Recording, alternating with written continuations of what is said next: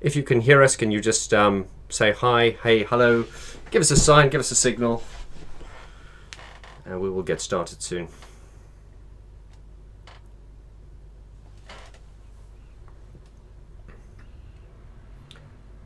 Hiya, hiya. Yes, there is sound. That's very good. Can we just get more? Can we just get more confirmation from you? More sound. Yes, we hear us. You can hear us. Can you see us? And how do we look today?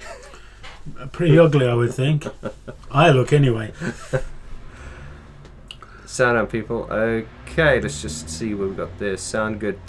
Okay, good afternoon or good evening to you here from the UK. It is just past 6 o'clock, and I would like to say a warm welcome to you wherever you may be in the world here on the Vaughan George YouTube channel on a very special live stream. We have our very special part of the furniture. Part of the furniture, that's more like it, yeah. Mr. Brian Griffin is here with us today, and we're going to, the way this live stream is going to flow is we're just going to chat a little bit about news, up and coming events. We can also talk, the main thing about this live stream is the book. Yeah, of course. The Mode book, which is the reason we look the way we do at the moment. Tired. Tired. No sleep. No real life. Nothing. Yeah. Except book. And I think we didn't take this decision lightly, and I've worked with Brian for a few years now, but I've never worked with him on something this intensely. And I must say, I'm a little bit of an OCD. Well, I do suffer from OCD. I'm all about details and attention, but Brian is on a whole new level. Oh God! In a good way. You're very flattering, voice. I mean, like. And wow. I've just said it. It's live. I can't cut it out. No, you can't cut it out. Oh God. Right.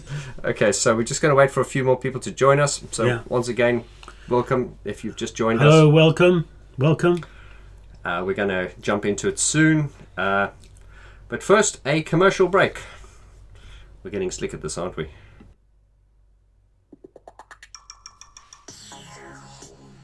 That stops, then we're going to come on.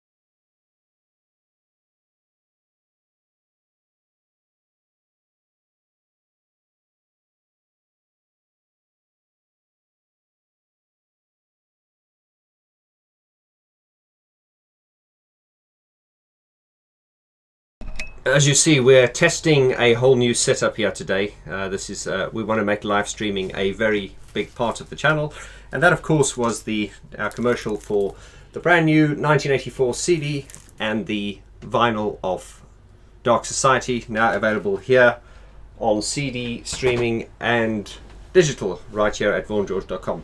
Okay, well, we have the main moment, Mr. Brian Griffin.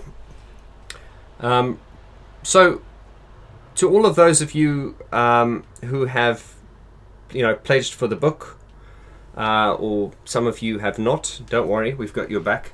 You'll know that we ran a Kickstarter from was last month, the whole of last month. Absolutely. And we've lost screen again. Okay, don't worry, I will get us back in a moment. Stay with us, people. This doesn't make any sense at all.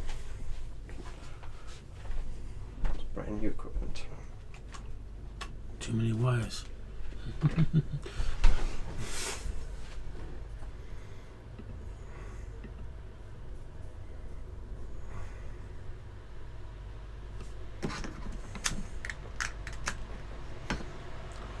Seems a bit like when I lose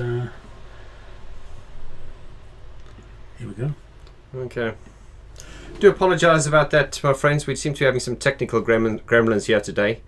There's a good old saying that says, if it's not broken, don't fix it. And I keep upgrading and trying to improve things. And so we're the guinea pigs today.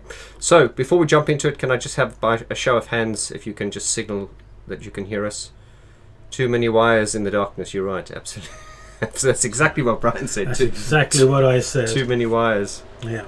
No kissing in the dark. Aye. So you can all hear us, yeah? Okay. All right. Okay. So, as you guys know, last month we ran a crowdfunder for the new photographic book entitled Mode, which is something that Brian has never done before. How many books have you released? Too many. Too many. A lifetime of books. Since 1978 I've been releasing books. Yeah. So I've got a lot of experience of doing it. Some of them very successfully, some of them not so successfully. But all of them, most of them I've published myself, so I'm very proud of. In fact, I'm proud of all my books. I think we do a great job. I do a great job, and you'll do a great job on this one, Vaughan. Get good people, great printers, great designers, the cafeteria in the studio in Sheffield. Get good people doing everything and produce real quality books. Not loads of them, but great quality books. Yes. No, as I say, we ran the crowdfunder for the duration of last month. And we want to thank everyone who pledged and got behind it. Yeah. We surpassed our goal. Oh, absolutely. We surpassed the goal, and that is why there are provisions made now for those of you who missed out. We did say we were going to run the crowdfunder for a month. We did. We've reached the goal. We surpassed the goal. But I've been getting emails and messages every day, as has Brian. People wanting to know if they could still buy a book. So our initial idea was to, through the crowdfunder, was to just, cap it after that. But we're thinking on our feet here. This is a small operation. It's just Brian and I doing it together. So we thought to just make it fair to those who've missed out and stuff. We are going to make a limited amount of copies available on vaughangeorge.com. Now we don't know how many yet. But it will be a limited amount. So those of you who have pledged, obviously the price you got it for was the price of £40. It will, for those of you who've missed out, don't worry, you can still get one at vaughangeorge.com. We will let you know when that is possible. The price will go up, of course, and we will give you those. So if you're interested in that, if you could just leave in the chat here, if you could just say yes, interested. If you're not interested, don't say anything. Just leave a comment by saying, yes, I would be interested. I missed the crowdfunder. I would be interested.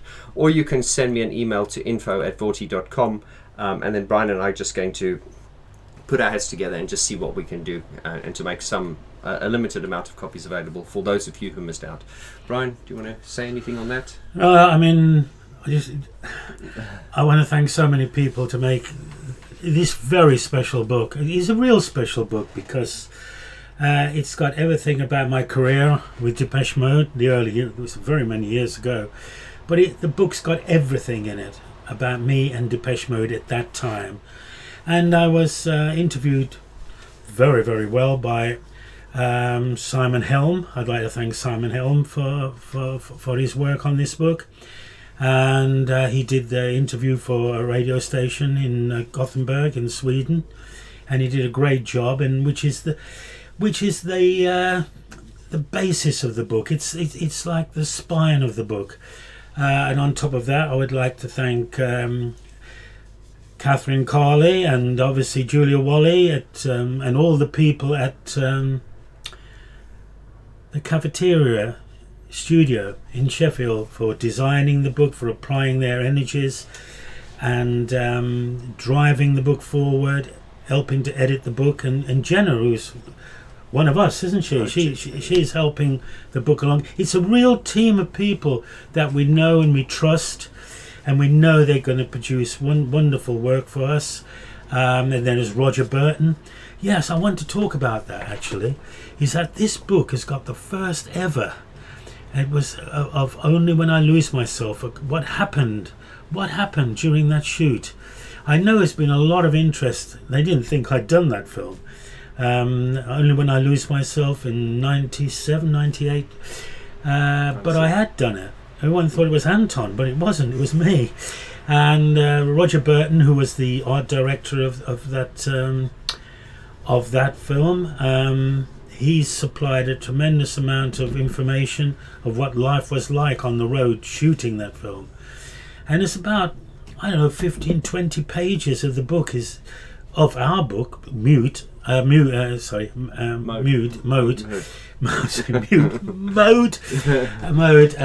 is dedicated to his writing and his experience during that time on this shoot.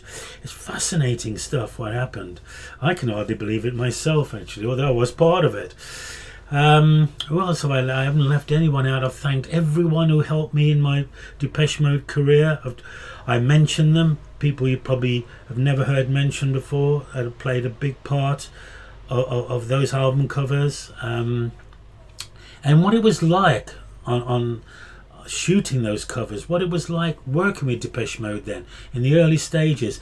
In fact, 4 or 5 albums that really helped to formulate their career, helped to build a foundation where they could begin to become one of the top bands in the world, really, from those albums. I think so, and I mean, it's such a fascinating story for those of you who've been, on this channel since the beginning. You'll know I've done an in-depth Depeche Mode album review series, which is ongoing, and and alongside that, we've done a separate series with all the album artwork, and you can always go back to those videos. I mean, they were done so long ago. I might need to remind people of them, but the story is just fascinating. How the artwork, and one of the first questions people always ask Brian is, Brian, did you listen to the music? Were you inspired by it? And I think Brian's shocks a lot of people when he said he didn't listen to the music. I think you listened to that album, A Broken Frame, the first time about a year ago or something. Yeah, absolutely. I never listened to any of it. I just, I won't go into the reasons. It's all in the book. It's all in the book. Yeah. Everything's in the book, actually. All the truths, everything. Go on, carry on. The story is fascinating, and once again, this book entitled Mode, it really is a fan. It'll be a fan favorite. I mean, this is a great collaboration because I just feel this is it's a collaboration between this great artist and this great man and my dear friend, but there's me who's the fan. So I was able to say, this is what I, as a fan, want to see. So hopefully I got it right so far as that is concerned. But and it does bridge the gap. It's an easy read. I want to make a shout out to Catherine Carley and Cafeteria Design, who've just really. I as a fan, I wanted it to be an easy read. I wanted it to. I didn't want it. You open some books and they look so intimidating. This just flows. It looks lovely. It's a beautiful little treasure, isn't it? It's a beautiful treasure, this book. I mean, the amount of finance that we put into the book to make it really special, the amount of hard work we put in to make this book really special, everything from the paper to the quality of the paper to the coloration of the paper to the front cover, the cloth covered front cover. It's a real treasure, this book. It's something you pick up and you really treasure it. It's not something you just put down whatever. It's something you can really treasure and gently put in your bookshelf. It's a real special item. I wanted it to be a real special piece, and it is. You'll be proud owners of it. I promise you. I will not fail you. It's also, and just the attention to detail. As I say, I've never been involved with the publishing of a book before, so it's such a huge learning curve, and I'm learning so much from Brian. But an interesting thing is, from day one, we decided that we wanted to make this as accessible and as affordable as possible, but we didn't want to skimp on quality, and we have certainly not. The cheaper materials you use, the more profit you can make as the end user, meaning as the producers of this book, being us. That, of course, we're not a charity. We're a business. We own it. This is how we earn our living. However, no corners or no cuts have been no corners have been cut. Yeah. We've actually just at the last minute upped the ante on the actual paper quality. It has 2 different types of paper. The the photos are on a certain type of paper, and the text are on a different, on a sort of like a yellow tint. Exactly. So, It's like a creamy, it's like a very light grey actually. and also because we received all the samples the other day from our printers and everything. And what's also nice is, and Brian can talk a little about this, when you buy books, I think most of us just look at books and we don't really think about how they put together. But I mean, most books, sort of commercially made books, that they glued together. But this one is sewn together. Yeah. You want to just explain that, Brian? Yeah, they're sewn together, the pages, so it doesn't crack because it's glued. It'll crack in the centre. It's not like that. You can open the book quite happily. And the book is cloth covered. It's not, whatever. It's not. It's cloth covered with an embossed image of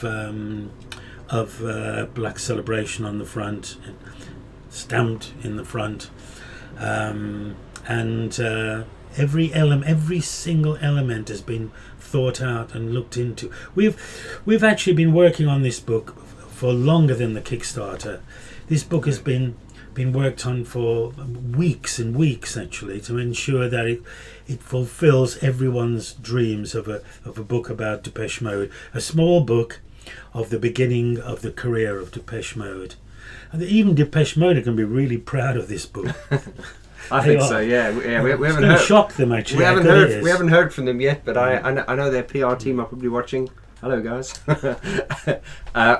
We're very proud of this, and once again, it's a great collaboration between myself, the fan, and Brian, the artist. So I think this is where we work together well as a team, is because Brian is the artist, but I come at it from the perspective of a fan.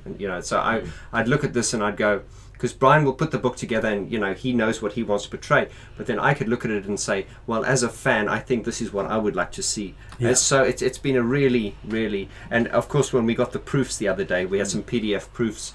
I wanted to make a special shout out, if she's watching, to Jenna Rose Robbins, who's I think Brian's mentioned earlier, who's going to be doing the proofreading. So no pressure there, Jenna.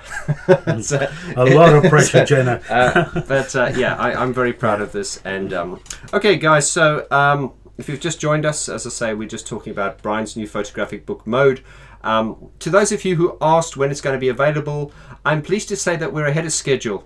We gave ourselves a buffer period because the whole goal was to get this out in time for Christmas. But don't hold us to this. If everything runs according to plan, we should have the stock towards middle to the late till late August, so we can start dispatching as from September. Yeah. Now we have a lot to do. We're a cottage operation here. Once again, this is not going to be available on third parties. You will not be able to buy this from Amazon. Every single book is signed by Brian himself and will be handled by Brian and I and sent to you anywhere in the world. So it is a cottage industry, and we appreciate your support. Which substantiating that, Vaughan, is that the people who fortunately, I'm going to say fortunately because they're going to be really rare, and they're great investments for people who coughed up quite a bit of money actually. I mean the box deluxe edition. Oh yeah, the box edition. I mean, it's going to be really special. I'm having one of those for myself. I'm paying for one so I can put it in my collection. I mean, it's a very, very special item, and it's going to have a beautiful print put inside, handmade print inside a Black Celebration inside the book as well, and the book will be a clamshell box that the book will fit in, and that's going to be cloth covered. I mean, it's a fabulous thing actually for the 22 people who have. And of course, we must emphasize that those boxes are handmade. There is machinery involved so far as, but it's not put on like a production line. Every box is kind of handmade. So once again, we have not cut corners. We haven't gone for the cheapest. We haven't gone for the option that makes us the most profit. I think it's like even me when I do things as an artist, when I made this, which I'm very proud of. We pressed it at Abbey Road, and was that necessary? Probably not, but. You pay extra because you believe in what you're doing, and whether something sells or not, you just as an artist you feel proud that you've invested in your art. I think that's very important. Yeah. Okay, so to those of you who are still here, just if you'd like, if you're still interested in a book, once again, the crowdfunder has ended. I've been getting a lot of messages from a lot of you saying, oh, I'm sorry, I've missed out how to order a book. Brian's been getting messages as well. So we have decided we need to get as much data as we can within the next week so that we can decide what we're going to do, because we will make a few more available through vaughngeorge.com. Please understand that they will be more expensive than they were through you who bought them through the Kickstarter. You obviously, you supported it, so it makes sense that you get it at a special price. They will be available on vaughngeorge.com. They're not going to be ridiculously expensive, but they will be more than they were in the Kickstarter. However, there will be some available. So if you are interested, please just leave a comment below and say, yes, I'm interested in a book, or send me an email to info@vorti.com, because we're gathering the information. That way I can send you a personalized message as to, I can keep you in the loop, because we're not going to, as I say, we're not going to sort of, shout this off the top of the hills. We just want to make a few available for those of you who missed out. Anything you want to add to that, Brian? No, absolutely, Vaughan. That's what we're going to do, and as you said, it's info@vorti.com. info@vorti.com. And I think what we can do is now I'm just going to open it up to some questions. If any of you would like to ask any questions, not necessarily only about the book. If you want to ask any questions about the channel generally, what's happening, but anything you want to ask Brian about the book, or anything you want to ask, just ask it now, and I'll take some questions. Yes.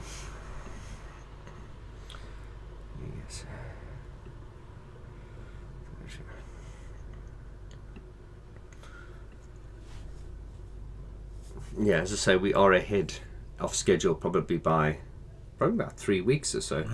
But we gave ourselves that buffer period just to. Absolutely. Okay, so Morgan James says, can't wait. Brian's album covers were favourites growing up and still are. So many special memories connected to them. Thank you, Morgan. They definitely are. And the interesting thing about your artwork is, as opposed to Anton's, and I'm not trying to make a comparison here. It's just that your artwork is kind of like artwork in its own right. It's like you could have it up on your wall, and it wouldn't need to. It doesn't necessarily associate. I mean, of course, people do associate with Depeche Mode, but if you have like the broken frame on your wall, it's just a beautiful picture. As all the artwork you did, they're sort of just timeless. There we go. Another question. Alice Lynch. Hi, Alice. Vaughan, how was your time in Germany? Alice, it was wonderful. Thank you very much. I've never been to Germany before. Everything they say about Germany is absolutely true. It's clean, it's efficient, and let me tell you something, those Germans know how to party. And the venues, I've lived in England for most of my life, and everything here closes at 11 o'clock. In Germany, they party all night. You should know that, Brian. Right, any more questions here? Andrew Sear said, where did the idea for the cover for Some Great Reward come from? Round Oaks. Yeah, where did it come from? Who knows? I mean, one has to look back again, where we're talking about history here, and it's quite a long time. I mean, obviously I write about it in the book, well, with the help of Simon Helm, of course. It's virtually my hometown, where that factory was. I worked in that factory. That factory I actually physically worked in. Very, very dirty steelworks. You can imagine how dirty steelworks are. You can't keep a steelworks very clean. And I worked there where all the molten steel was being produced, whatever. And I could see it from my bedroom as a boy, looking out onto the top of a hill about 1.5-2 miles away. And there was that big factory on top there, which is a factory featured in Some Great Reward. So, I mean, I found out that factory was going to be demolished, which it has been now. And I wanted to preserve it in some way, which I did on the front cover of a very famous album. That's good. So it has a personal connection to Brian as well. Okay, question from Conrad Gibbons. He goes, will there be a launch party? Thank you for reminding me, Conrad. Yes, there will be a launch party. Absolutely. We're looking at doing 2 launch parties here in London. One at here in Southeast London, which is we like to call it the Depeche Mode pub. It is the pub called the Ship and Whale. Lovely pub. That's where Gareth, Brian and I did our event last year. So we will do an event there, and we will also do one at the Photo Book Cafe in Shoreditch. In Shoreditch, in London, yeah. These launch parties will take place at the end of August, early September. So keep watching. We'd love for you guys to come over. It'd be a great way to just hang out, and maybe we'll have a DJ who can play some Depeche Mode music there, and other music as well. So, but keeping it on topic, of course. Right, Morgan James says, who were the easiest to work with, Depeche Mode or the Bunnymen? They worked in two different ways with me, really. Depeche Mode just had meetings with me on one evening, and then I just went away and did a cover for them after we discussed things. I just went away and did the covers. So therefore I had, apart from an evening's gathering around a round table or around a coffee table, I didn't have any more to do with the band at all. But whilst the Bunnymen, of course, are featured on all the album covers, so therefore the Bunnymen became my friends, really. Depeche Mode, they never allowed themselves to become my friend, and because the circumstances weren't right to gather a friendship. And you're still in touch with the Bunnymen now, aren't you? I'm still in touch with the Bunnymen, and I shall work on a book hopefully next year for the Bunnymen. You spilt the beans. Well, there we go. Spill the beans. No, that's fine. So I mean, I do think your Depeche Mode artwork is of my favourite, but the Bunnymen stuff is superb as well. Right, so here's another question from TS. TS says, excited and proud to support. Can I ask a non-DM question? I remember Brian saying that someone else hiding was in the photo for Echo's Porcupine. Can you remind us who that was? Hiding? Porcupine up in Iceland. You mean in the great distance, the far distance? Was the filmmaker, I think, wasn't there? I can't remember who it was. Maybe in the book by Mick Houghton, who is the press officer for the Bunnymen, or Bill Drummond, who is the manager, who wasn't actually in Iceland, but maybe he knows who it was. Or in fact, the next book by Will Sargent. I've spoken to Will Sargent recently, and he's doing a book, volume 2 on the Bunnymen. I think that features crocodiles, and but maybe in my it also. I've written about it in my my pop book. I can't answer that question. Honestly, I can't answer it because I might have mentioned it, but I can't think who it was. Well, there you go. There's a lot to remember, Brian. It was a long time ago. Right, question from Jeff Roll. Jeff Roll. Oh, Jeff. Hi, Jeff. Hi, Big Jeff. You coming here next week? Jeff said, could you go over the difference between the standard edition of the book and the boxed edition? Okay, yeah, so the standard edition is just the book. The boxed edition is essentially, look, to keep things simple, there's a saying, what's it, KISS, keep it simple, sweetheart.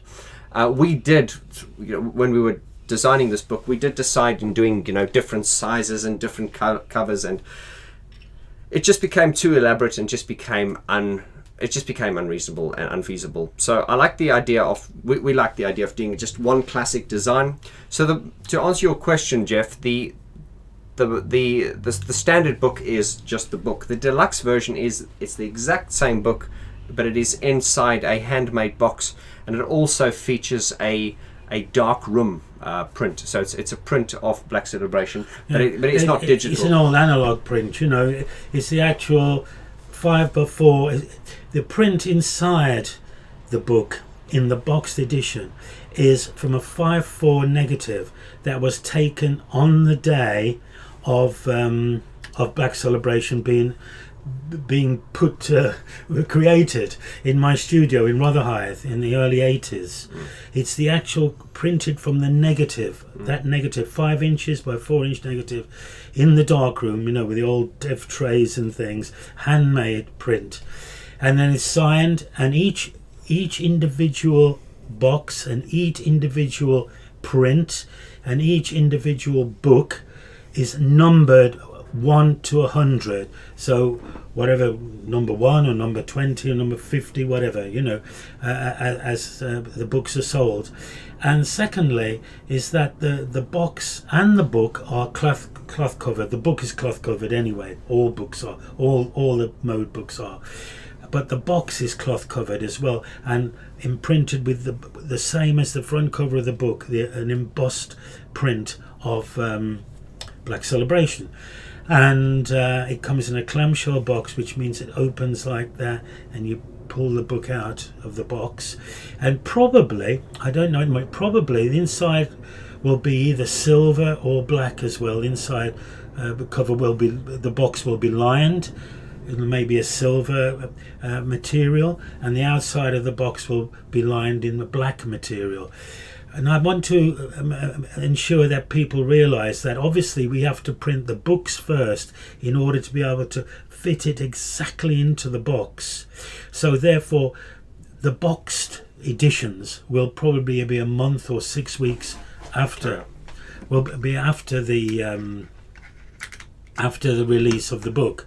So they have to be patient, the people who buy the box. But it's a beautiful thing, and a collector's edition. The only one. There'll never be another box like this. Maybe never another book again of my Depeche Mode work, because I will have covered everything. My Depeche Mode career in this book. It'll be the one and only. It's like the full unabridged, yes. Yeah. And Jeff, just to say that those actual box sets, Brian's going to take. Bought, and I've bought one as well. Yeah, that's what you do as a businessman. You buy your stock. You don't just take it. But yeah, I do believe they will probably be worth a fortune in years to come, because they will be. This is, as Brian said, this is like the final sort of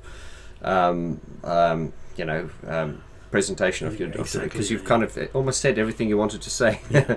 In fact, I mentioned to you, didn't I, Vaughan, that only last Friday I found some Depeche Mode work hidden in my files that have never been printed before. It's only 2 images, I have to admit. I'm not trying to exaggerate, but they've never been seen before. That's right. It's from construction time again, up the mountain. Yeah.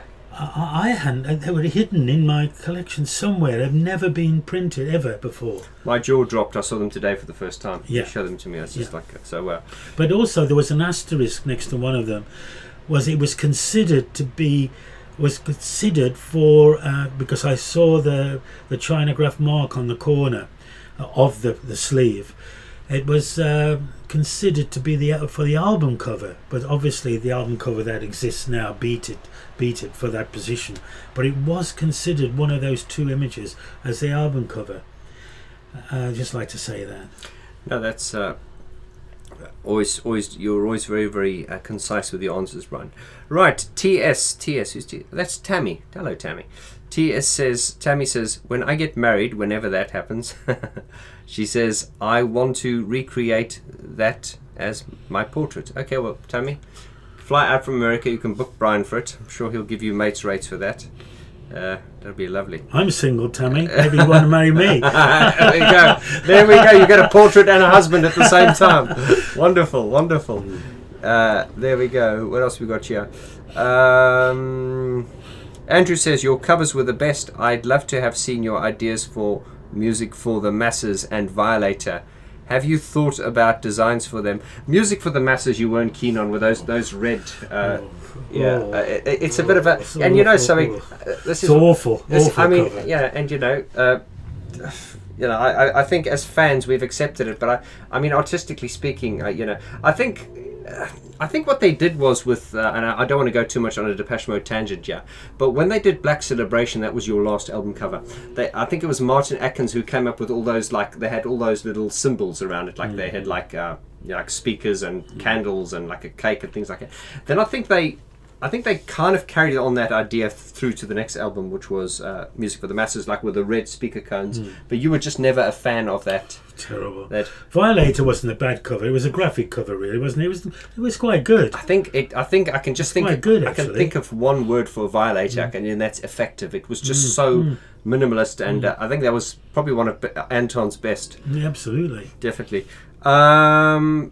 But yeah, interest. I mean, as Andrew wants to know, he said, it's probably difficult to say now, but if you were to have done album covers for those, just the top of your head, what do you think you would have done? It's hard to... It's very hard for me to say that. I mean, I would like to have carried on. I mean, I was obviously... I didn't need the money. I was doing extremely well. My studio was doing extremely well. We were working... we worked off our feet, you know. We had so much work to do. So I wasn't disappointed because of loss of income. I was disappointed with loss of opportunity because I thought I'd started something going. And in fact, Echo and the Bunnymen happened the same. Actually, 4 covers for them, and then I left, and they say the same. They said my covers were the best they ever had, but they both left, and I was disappointed with losing both bands at that time for no reason apart from they decided to go a different way. And good luck to them. Here's a question from JustX101. It says, I just sent a message to add my name as well as my brother's name to the credits since I bought 2 books on my account. One for him. Is that possible? Could I ask you to just contact me at info@vorti.com. If you've bought 2 books, then yes, you can definitely put 2. In fact, I sent out emails today to everyone who'd bought 2 books, saying to them, if you've bought 2 books, you can credit 2 names, because as we said at the back of every book, we're going to credit every single person who funded the book. So your answer to that is yes. You can email me at info@vorti.com so we can just confirm that. Tammy says, sorry for the random chats. Are you drinking, Tammy? The first who was for Echo, the Echo book, and the she was talking about was... I see, okay. I get you. Right. Scott, hi guys. Hope you're well. Do you have a prototype ready to show? It would be nice to know of some physical aspects. Can you talk about the spec and a sneak preview of what to expect content-wise? Okay, well, size-wise, we can tell you it's 25 by 25 centimeters. We agonized about this because, the sky's the limit. How big do you want it to be? So we wanted something that was, manageable, that you could carry with you, but could also sit nicely on a coffee table. I just want to read the rest of your question so I can answer it. Would fit into a bookshelf perfectly. Fit perfectly into a bookshelf. Vertically, as opposed to lying flat. And the book is square. Just trying to read some of your questions. Some of the physical aspects. Okay, so Brian, it's cloth covered. Yeah. It's sewn. It's not glued. Yeah. It has 2 types of paper. Yeah. Premium. It is a photographic paper, which is smooth, and it has like the writing is on like it's a more tactile, or like a textured type of paper. Slightly, yeah. The design is light grey, very light grey. The paper with the text is on. Yeah. The design is very modern, but it is at the same time it is like classical. It's very classical. We went with a very classical type font. Yeah, and each album has its own section within the book, and it's treated separately with the photographs, and the front of the book has the text in, which treats the whole career, my career with Depeche Mode rather. And all the questions that I was asked by Simon Helm of Cold War Nightlife. Cold War Nightlife. Sorry, Simon. Cold War Nightlife. What else is there? And it deals with some of the people that worked on it. Like the stylist who styled the first 4 Bunnymen albums. Well, 4 out of the first 5 Bunnymen albums. And what else? And also my assistant, who worked with me on the Bunnymen albums. He's featured and given credit, as well as the stylist is. And people who worked in my studio, the equipment that I used is photographed, and also that I lit the cornfield with, is featured.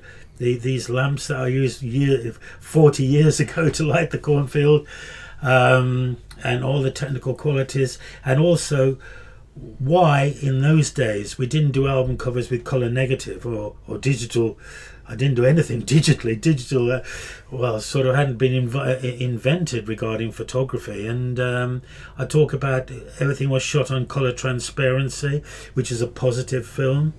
Why did we use color transparency? What were the qualities of color transparencies? Put them on a light box, view them through a loop, check which ones you like. What did they do to help the images? They were the coloration of the images because of the quality of the material. Just everything. I mean, it just covers everything, this small book. It is, and the whole idea of this book is really, imagine if you met someone and they said, could you tell us, imagine you met someone and you wanted to explain everything to them about Brian Griffin's Depeche Mode photography. You would just give them this book, and by going through it they'd have a very good idea, because it starts right from their first photographs back in Rather Height in 1981, all the way through to the music video for Only When I Lose Myself. And it's not written sort of, as Brian has already said, it's not written as in sort of like a document form, a documented form, like in 1982 I did this, blah blah blah. It's done in a Q&A, so it's done sort of like with questions from Simon Helm and then answers from Brian. So in a nice Q&A form that keeps it very modern, and also every section is obviously chronologically. Every album is handled chronologically separately. Then you will have like the album cover, and then you will have a separate page which shows all the transparencies and negatives, including the images that were considered and weren't used. And I can promise you there were some that you've never seen before. There's some I've never seen before, so I can guarantee you've never seen them before. And then also later on in the book, it also has like a kind of like a scrapbook feel, with sort of like photos put in kind of like a scrapbook style. I think the design is incredibly modern yet classical. It's not too radical. Sometimes when things get too radical and they just lose you, I'm very, very proud of this. I hope that answers your question. A second the question, yeah. Okay, yes, one from Christian Kovacs. Well, Brian, this is a great opportunity to learn some backstage secrets from the early Depeche Mode era. Thank you. You're welcome, sir. Here's another question. When creating an album cover, who decides which photo will be the final choice? How much influence did you have in the initial concept of the final decision? There's a few questions there. First part was Brian would present the photos, but he didn't decide. It was Daniel and the band. And often we feel that they didn't necessarily choose the strongest image. They didn't. When they had a selection of images to choose from, a good selection, they chose the wrong ones, unfortunately. And I was professional enough, but silly enough, to allow them to do that, I think. But of course, I mean, with a broken frame, I mean, it is obvious that should have been the image. But in fact, when you come to think of it, although it's not a great, can we say, general photographic image like a broken frame image at the moment, or the album cover is, Daniel regrets in a way. He looked at my pop book. I gave him a pop book in 2017, and he really liked one or two of the other images I'd done. The black and white. He likes that black and white one. He likes the black and white one with the side held high. Yeah. I think they made some mistakes, but when I didn't give them a choice, they didn't make a mistake. Yeah. But when I didn't give them a choice in the end, they were really annoyed and ran off with somebody else. Yeah. Oh well, it's all documented in the book, so you won't miss a trick. All the news is there. Right, let's have a look. A few questions there. Darren says, "Stop drinking, Tammy." Oh, sorry, Tammy, they're picking on you. Tammy says she's drinking coffee. I have the same problem. When I drink alcohol or coffee, you wouldn't know the difference because it affects me in the same way. Right, how about filter coffee or whiskey coffee, Irish coffee? Right, Andrew says, thank you for answering my questions. You're very welcome, Andrew. Conrad Gibbons, apparently how many pages? Between 120 and 140 pages, That's correct. That's right, so nice, easy read, but covers quite everything. Thick paper as well. I've decided I wanted the paper to be quite thick. Yeah. So not flimsy and floppy paper. It's really quite thick paper, high quality paper that all the photographs are printed on. Carlos, By the way, it's printed lithographically. It's not digitally printed. This book. Yeah. I should actually say that. Yeah. It's printed the old style, lithographically, offset litho. It's not digitally printed. It's a much more expensive process, yeah. And in those big presses that go on for miles, it's great to watch it.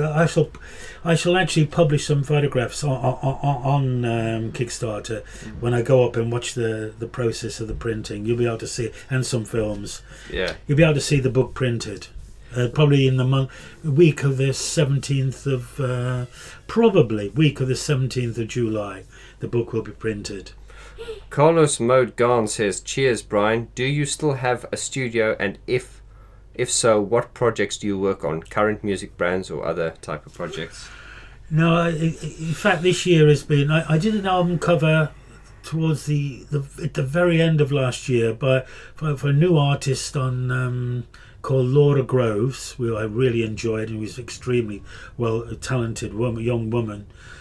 Who's bringing an album out, I think, in August. Laura Groves. This year I've been taken up with projects. Really, I had a major project to do for the University of Inverness in Scotland, and then another major project for the Justice Museum in Nottingham, East England, by the way. And then I became an ambassador, of course, for Haraj watches. Hello, Haraj. Hello, Landon. I hope you're watching. Hi, Landon. We love you. Thank you. Landon and Haraj helped to make me an ambassador for a watch which is inscribed with my name. It's called the Lensman 2, which you can look it up on the internet. Lensman 2, the Brian Griffin Lensman 2. I've been very involved in that, and I've been over to Switzerland on 2 occasions, of which I've just finished a major project for the Lensman 2 watch, and Haraj, the company in Switzerland. And then I've been involved in this book. So I have not done any album covers this year, apart from, as I say, last November, December. It's just been involved in corporate / university projects and museum projects, really, and then I've had my exhibitions to look after as well, and plus, can we say, my brand, if I call it a brand, I've got to look after that as well. So I have a real heavy busy time as a professional photographer. Brian has rubbed off onto me, because, as I say, since I've met you, I've been crazy busy as well. They say you're the sum of the people you spend time with, and you've been a great influence on me, Brian, and a positive influence. Right, Scott McFarlane. Hi, Scott. Scott says, "What content can we expect to see in the wonderful Only When I Lose Myself video clip project?" That's in the book. Roger Burton, who was, I say, the production designer on that particular film, is a wonderful writer. Actually, he's written an incredible piece. I think it's something like the piece is something like between 17 and maybe 17 sheets of A4 paper, of pretty small. You can imagine how the quantity of written material, and then all Roger's photographs of it as well, of some of the cast, and all his experiences as well with me in LA and in New York, where we shot the band, and all the casting and the weird casting and the weird actors, and also what the film means symbolically and also metaphorically, and what it meant to me, what I was interested in at the time. I was very interested in Area 51 in America, in aliens. I'd seen interested in unidentified flying objects, which I'd seen one in 1980, a very famous one. I was really inspired by stuff I couldn't quite understand, but you're always interested in stuff you don't. You saw a flying saucer. I went to Roswell in New Mexico, where the first flying saucer came down in 1947.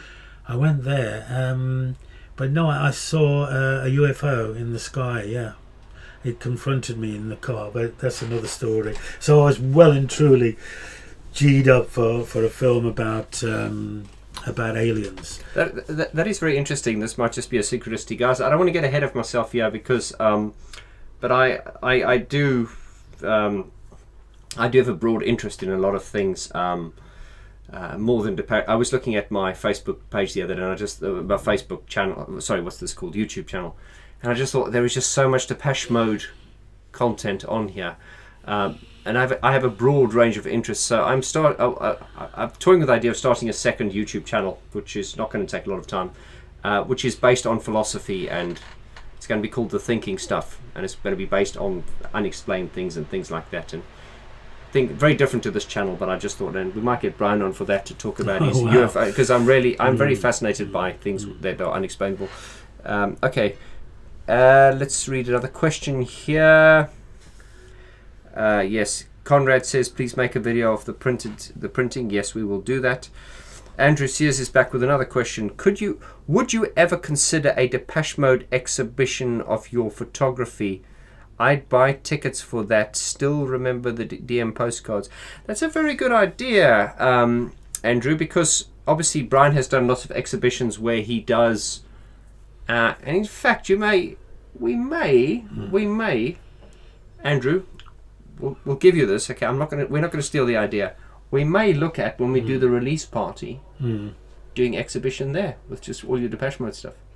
Yeah, I'd have to get it all printed up and framed up. We need a sponsor really to look after us, or a gallery to chip in financially with it. But well, that's a good idea actually. So we'll have our book release parties, but that is a good idea because once again, it's like the idea for this book mode. When the idea popped into my head, Brian said, why didn't we think of that? And that is exactly as Andrew's pointed out there. Sometimes the most obvious thing we don't think of, but that's a very good idea. So like just a Depeche Mode exhibition, very good idea. Let's have a look here. Alice Lynch says, hearing you guys talk about your projects, the enthusiasm, it motivates me to keep my art instead of giving up. Thank you so much, gentlemen. Alice, I am an artist development coach. I am all about bringing... this probably sounds cheesy, but I mean it. Ask anyone who works with me. I'm so big on people expressing themselves and getting their art out, whatever it is, getting it out. It is so important. Not for other people, do it for yourself. And once again, shameless self-promotion.